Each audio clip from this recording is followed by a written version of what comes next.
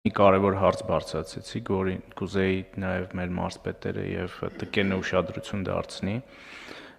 Ուրեմն մենք երբեմն բողոքներ ենք ստանում, որ աշխատողներին գումարներ չի վճարվում, որոշ տնտեսվարողների կողմից շինարարների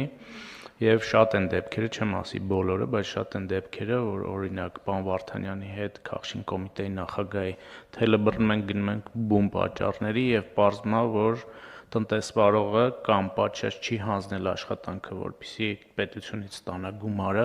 կամ գումար է ստացել եւ իր տասնյակ այլ նախագծերի վրա է ծախսել եւ այդ տնտեսվարողները այսպես տարածում են, որ պետությունը գումարը չի տալիս եւ ես կուզեմ, որ կոմունիկացիան ճիշտ ապահովենք տեղերում,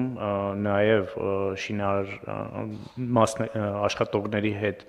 այս զրույցները տանենք, որ ֆիքսենք, որ մենք որևէ դեպքում պարտքեր չենք գոյացնում, որովհետև 1000 անգամ ասել ենք, որ մենք գումարի խնդիր չունենք վճարելու։ Պարզապես